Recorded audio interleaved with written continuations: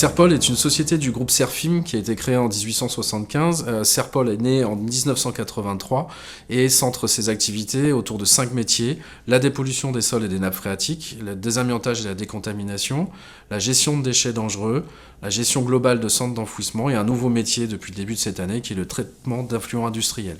Serpol, c'est 170 personnes en France sur 8 implantations réparties sur le territoire. Alors, la bonne pratique que l'on voudrait mettre en avant aujourd'hui, c'est un élément de prévention des risques liés aux troubles musculo-squelettiques, douleurs au dos, douleurs articulaires, qui peuvent se développer lors de votre vie professionnelle. Pour cela, on a fait un vrai retour sur notre accidentologie et nos statistiques 2017, qui ont montré que 35% de nos éléments d'accident de bobo étaient liés à ces troubles musculo-squelettiques. Pour cela, en 2018, le groupe Serfim et par déclinaison Serpol ont mis en place des recommandations liées au port de charge pour les collaborateurs et pour cela, un étiquetage facile à utiliser pour chacun. Alors, comment ça se passe ? C'est dans l'ensemble assez simple. On indique à chaque collaborateur ce qu'il peut porter seul ou s'il doit se faire aider à l'aide d'un collègue ou d'un moyen de manutention. On indique sur chaque matériel qui est amené à utiliser dans une journée de travail, grâce à cette petite étiquette, ce qu'il peut porter seul ou s'il doit se faire aider ou utiliser un moyen de manutention. On étiquette tout le matériel, lorsqu'il arrive on le pèse, on l'étiquette directement et ainsi le collaborateur sait au moment de charger s'il doit se faire aider, s'il doit prévoir un moyen de manutention.